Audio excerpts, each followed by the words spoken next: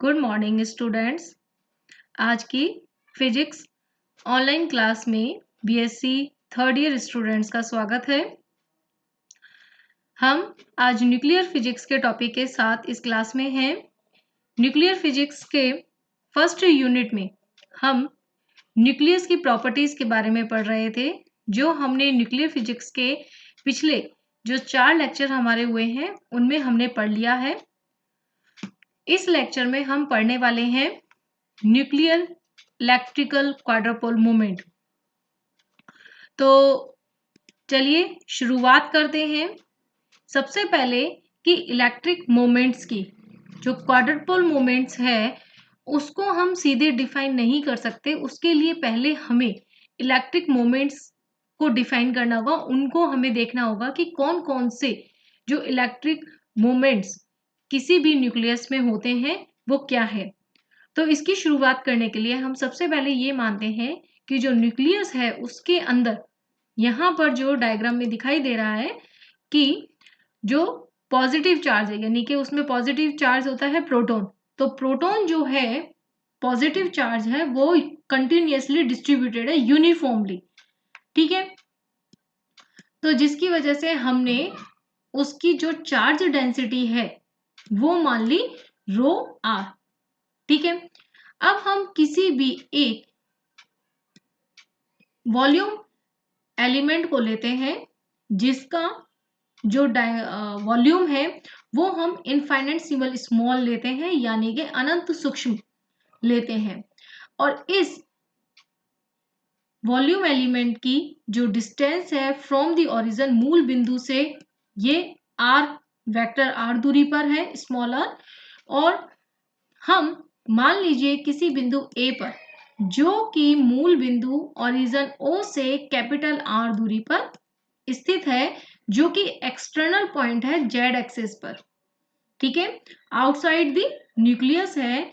तो उस पर हमें इस वॉल्यूम एलिमेंट की वजह से जो भी वहां पर पोटेंशियल प्रोड्यूस हो रहा है उसको हमें ज्ञात करना है। अब मान लीजिए कि ये जो वॉल्यूम एलिमेंट है ये ए बिंदु से है डिस्टेंस वेक्टर ए पर, ठीक है। तो ये हमारे डायग्राम को हमने समझा दिया है।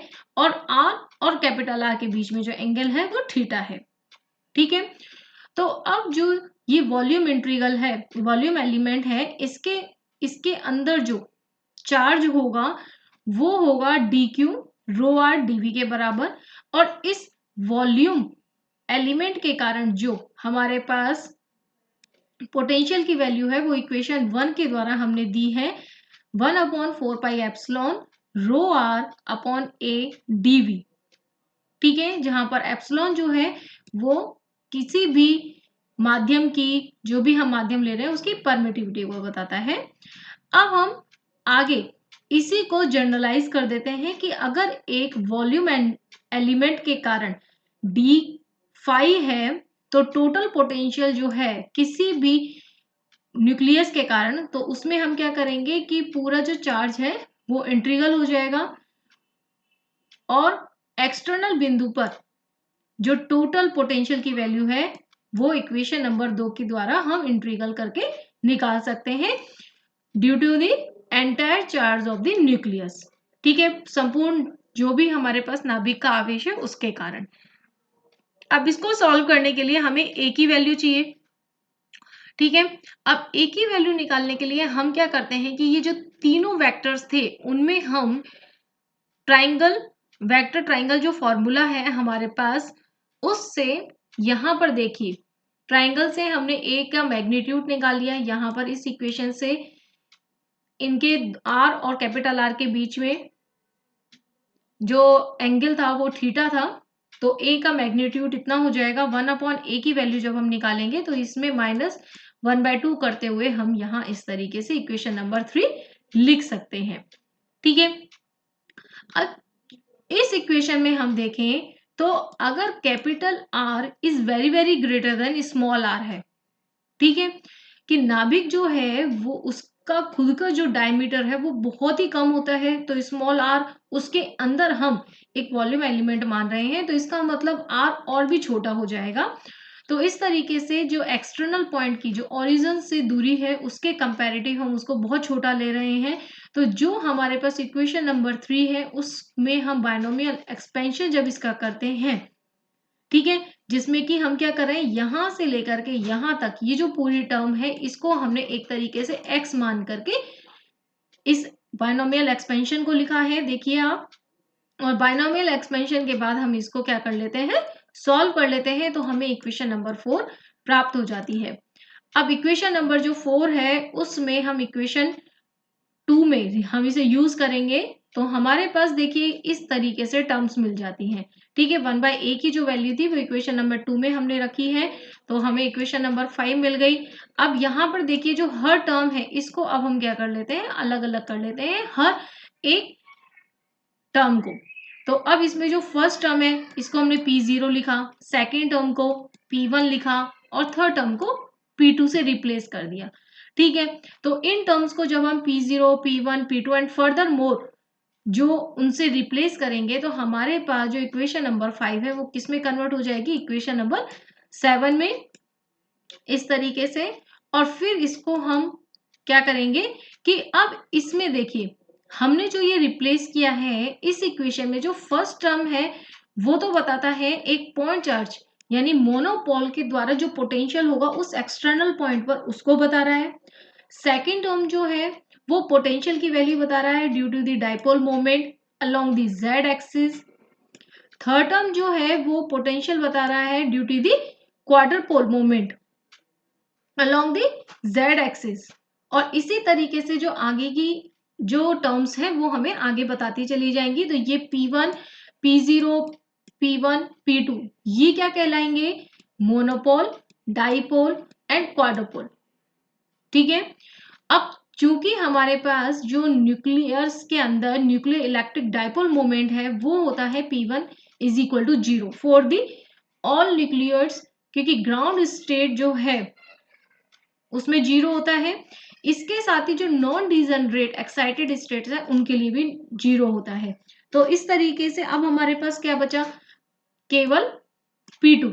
तो अब हमें जो हम जिस प्रॉपर्टी के बारे में पढ़ना चाह रहे थे वो अब जाके आई है कि हमारे पास जो न्यूक्लियस है जब हम उसके चार्ज डिस्ट्रीब्यूशन के कारण पोटेंशियल की वैल्यू निकालते हैं एट द एक्सटर्नल पॉइंट, तो हमें जो उस पोटेंशियल की वैल्यू मिलती है उसमें हमारे पास जो डिफरेंट डिफरेंट टर्म्स हैं वो डिफरेंट डिफरेंट पोल्स को बताती हैं। फर्स्ट टर्म मोनोपोल को, सेकेंड डाइपोल को, थर्ड क्वाड्रोपोल को, और जिसमें कि जो सेकेंड टर्म है वो तो 0 रहेगी, ठीक है। मोनोपोल को तो q r is equal to उसमें जेड ई हो जाएगा, और जो थर्ड टर्म थी वो क्वाड्रपोल थी। अब क्वाड्रपोल जो ये टर्म हमें मिली है इसका चार्ज डिस्ट्रीब्यूशन के कारण क्या इस पे इफेक्ट है, क्या इसकी प्रॉपर्टीज होंगी, तो इन्हीं को ही सबको हम स्टडी करेंगे अब आगे। तो अब देखिए कि क्वाड्रपोल मोमेंट को हम डिफाइन कर रहे हैं यहाँ पर। तो डिफाइन के लिए डेफिनेशन वही है कि अगर मान लीजिए किसी भी चार्ज डेंसिटी रो आर के न्यूक्लियोइड में जो क्वाड्रपोल मोमेंट है उसकी वैल्यू क्या होगी, इस तरीके से इक्वेशन नंबर 8 के द्वारा हमने लिखी है। सिंपल है, जो हमने वहां पर लिखी थी वही है डिक्टो, इसमें हमने कोई चेंज नहीं किया है, ठीक है। अब इसमें मान लीजिए कि हमारे पास जो न्यूक्लियस के अंदर न्यूक्लियॉन्स हैं तो उसमें चार्ज पार्टिकल कौन से, प्रोटॉन है, यानी कि चार्ज डिस्ट्रीब्यूशन भी प्रोटॉन्स के कारण होगा। और प्रोटॉन के जो कोऑर्डिनेट्स हैं उन पर ये डिपेंड करेगा, क्योंकि जेड और आर जो है ये इसका मतलब अलग अलग जो प्रोटॉन्स होंगे उनकी पोजीशन पर। तो कोऑर्डिनेट्स ऑफ प्रोटॉन मान लीजिए किसी ith के लिए xi yi zi है, तो हम इस टर्म को लिख सकते हैं इस तरीके से इक्वेशन नंबर 9 के द्वारा, ठीक है। तो एक तो क्या हो गया कि जो क्वाड्रपोल मोमेंट है न्यूक्लियस का वो उसकी जो चार्जेस की सिमेट्रिक है, सिमेट्री है, सममितता है, उस पर डिपेंड करता है। एक तो ये इंपॉर्टेंट पॉइंट निकल के आया कि क्वाड्रपोल मोमेंट किस पे डिपेंड कर रहा है, उनकी सिमेट्री पर, ठीक है। अब यहाँ पर जो इक्वेशन नंबर 9 है इसके आधार पर हम 3 तरीके के डिस्ट्रीब्यूशन जो है वो सपोज कर सकते हैं कि 3 तरीके की पॉसिबिलिटीज हो सकती हैं चार्ज डिस्ट्रीब्यूशन की। फर्स्ट जो है हमारे पास स्फेरिकल है, सेकंड वाली जो है वो प्रोलेट है एंड थर्ड वाली को हम ऑबलेट पोजीशन है। ठीक है, अब इनको हम अलग अलग स्टडी करेंगे कि भाई ये हमारे पास केसेस है। अब इस तरीके से जो फर्स्ट केस है, फर्स्ट केस में हम क्या ले रहे हैं, स्फेरिकल सिमेट्रिक पोजीशन ले रहे हैं। अब स्फेरिकल सिमेट्रिक में क्या होगा कि r is equal to x square plus y square plus z square, यानी कि 3z square is equal to r square, और जिसकी वजह से हमें क्या मिलेगा, q इज इक्वल टू 0।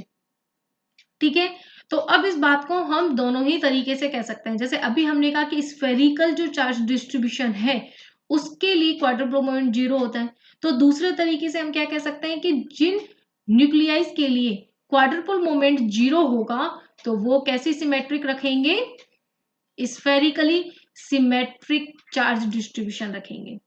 ठीक है, सेकेंड केस में जिसमें कि हम ले रहे हैं कि stretch along the x axis, यानी कि जो चार्ज डिस्ट्रीब्यूशन है वो एक्स जेड एक्सिस के अलोंग स्ट्रेच है, तो उस कंडीशन में 3z square is greater than r square हो जाएगा, यानी कि q की वैल्यू ग्रेटर देन 0 हो जाएगी। तो इस तरीके के चार्ज डिस्ट्रीब्यूशन कहलाएंगे prolate spheroidal charge distribution. Third case में क्या होगा कि स्ट्रेच है but perpendicular to the Z axis. ठीक है, जेड एक्सिस में ना होकर के उसके परपेंडिकुलर स्ट्रेच है, तो उसमें 3z square is less than r square हो जाएगा और q is less than r 0 हो जाएगा। और इस तरीके के जो चार्ज डिस्ट्रीब्यूशन है उसको हम कहते हैं ऑबलेट स्फेरोइडल चार्ज डिस्ट्रीब्यूशन। ठीक है, तीनों ही कंडीशंस हैं जिन पर कि हमने देख लिया कि न्यूक्लियर का जो इलेक्ट्रिक क्वाड्रुपल मोमेंट है उसकी वैल्यूज अलग अलग होने पर किस तरीके का चार्ज डिस्ट्रीब्यूशन उसमें मिलेगा। ठीक है, जो हमने यहाँ पर चार्ज डिस्ट्रीब्यूशन से क्वाड्रुपल मोमेंट निकाला है, तो आप क्वाड्रुपल मोमेंट अगर किसी भी न्यूक्लियाई का आपको पता है तो आप उसका चार्ज डिस्ट्रीब्यूशन भी बता सकते हैं कि अगर लेस देन 0 है तो ऑबलेट होगा, ग्रेटर देन 0 है तो प्रोलेट होगा, 0 है तो स्फेरिकल होगा। ठीक है, तो अब इन सारी स्टडी को करने के बाद जो इसके क्वाड्रुपल मोमेंट के लिए जो इंपॉर्टेंट कंक्लूजन्स आते हैं वो ये हैं कि एक तो जो क्वाड्रुपल मोमेंट की वैल्यू है वो जनरली इंक्रीज होती है जेड और पी, यानी कि न्यूक्लियस की संख्या के साथ, की प्रोटॉन और न्यूट्रॉन की जो संख्या है जैसे जैसे बढ़ेगी वैसे वैसे क्वाड्रुपल मोमेंट की वैल्यू भी बढ़ती चली जाएगी। ठीक है, दूसरा कि मैजिक नंबर्स, कि जो ये मैजिक नंबर है 2, 8, 20, 28, 50, 82 एंड 126 पर जो क्वाड्रुपल मोमेंट है वो 0 हो जाता है। इसका मतलब कि मैजिक नंबर वाले जो न्यूक्लियाइज हैं उनके अंदर चार्ज डिस्ट्रीब्यूशन कैसा है, स्फेरिकली सिमेट्रिक मिलता है। तीसरा कि quadruple moment of heavy nuclei, यानी जिनके लिए ए की वैल्यू 150 to 190 या ग्रेटर देन 220 है, तो उनका जो क्यू है क्वाड्रुपल मोमेंट की वैल्यू है वो ज्यादा हमें मिलती है। ठीक है, और जो किसको शो कर रहे हैं, इसके एसिमेट्रिक चार्ज डिस्ट्रीब्यूशन को। ठीक है, जैसे जैसे हम ऊपर जाते जाएंगे तो क्वाड्रुपल मोमेंट की वैल्यू भी क्या होगी, हमें ज्यादा बढ़ी हुई मिलती है, तो जिसकी जो उसके एसिमेट्रिक चार्ज डिस्ट्रीब्यूशन को बता रहा है। ठीक है, अब हमारे पास यहाँ पर जो लास्ट कंक्लूजन था वो ये है कि हैवी न्यूक्लियाइज जो है बिटवीन टू मैजिक नंबर्स। अब टू मैजिक नंबर मतलब ये हो गया कि स्फीयर से शुरू करेंगे स्फीयर पर, तो उनके बीच में जो एक प्रोबेबल जो डिस्ट्रीब्यूशन है वो इस तरीके के हो सकते हैं कि एक स्फीयर जो है वो पहले ऑबलेट होगा, फिर स्फीयर में कन्वर्ट होगा, फिर प्रोलेट, हाइपरलेट, प्रोलेट एंड स्फीयर। तो ये जो है एक सीक्वेंस अपन मान सकते हैं कि अगर एक मैजिक नंबर से दूसरे मैजिक नंबर पर हम जा रहे हैं तो उनके बीच में जो चार्ज डिस्ट्रीब्यूशन होगा वो लगभग इस तरीके का होगा। ठीक है, अब हमने सब चीजें पढ़ ली, क्वाड्रुपल मोमेंट के बारे में हमने बहुत कुछ पढ़ लिया, किस तरीके से निकालेंगे, उसका मैथमेटिकल फॉर्मूला क्या होता है, उसकी प्रॉपर्टीज क्या है, उसके कंक्लूजन्स भी हमने पढ़ लिए, लेकिन इसका फिजिकल इंपॉर्टेंस क्या है, यानी हमने इस पूरे क्वाड्रुपल मोमेंट के टॉपिक को इतना ज्यादा क्यों हमने स्टडी किया है, तो उसकी जो मेन इसके पीछे एक रीजन यही है कि जो न्यूक्लियर क्वाड्रुपल मोमेंट है वो किसी भी न्यूक्लियस में चार्ज डिस्ट्रीब्यूशन की एसिमेट्रिटी जो वैल्यू है उसको बताता है कि कितना चार्ज डिस्ट्रीब्यूशन एसिमेट्रिकल है। अगर सिमेट्रिक है तो 0 है, जैसे जैसे वैल्यू बढ़ेगी वैसे वैसे वो सिमेट्री क्या होती चल जाएगी, खत्म होती चल जाएगी और एसिमेट्रिक वैल्यू जो होंगी वो बढ़ती चल जाएंगी, यानी कि जो चार्ज डिस्ट्रीब्यूशन है उसमें डिस्टरबेंस होना शुरू हो जाएगा। तो यही इसकी सबसे ज्यादा एक इम्पोर्टेंट फिजिकल इंपॉर्टेंस यही है कि जो क्वाड्रुपल मोमेंट है वो है एक ऐसी प्रॉपर्टी है न्यूक्लियस की जो उसकी एसिमेट्रिक चार्ज डिस्ट्रीब्यूशन को बताता है।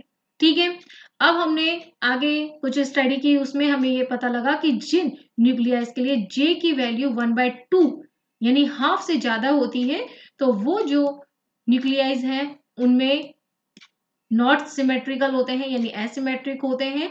और ये जो ऐसे जो न्यूक्लियाई होंगे उनमें ऑब्वियस है प्रोलेट या ऑवलेट दोनों तरीके से का कोई भी डिस्ट्रीब्यूशन हमें मिल सकता है, लेकिन इनमें जो डिफरेंस है वो लगभग 20% से कम होता है, यानी कि नॉट मोर देन 20%, तो उनके बीच में 20% होता है। तो ये जो हमारा आज का टॉपिक था वो यही खत्म होता है। आई थिंक आपको ये टॉपिक अच्छे से समझ में आया होगा। तो अगर फिर भी अगर कुछ भी कंफ्यूजन है, प्रॉब्लम है, तो आप मुझे अपने कॉलेज के व्हाट्सएप ग्रुप पर या फिर मुझे पर्सनली कॉल करके भी कांटेक्ट कर सकते हैं। लेकिन फिर भी एक बार आप इस डेरिवेशन को अपने हाथ से जरूर करने की कोशिश करें और इस टॉपिक को अच्छे से पढ़ें। So thank you.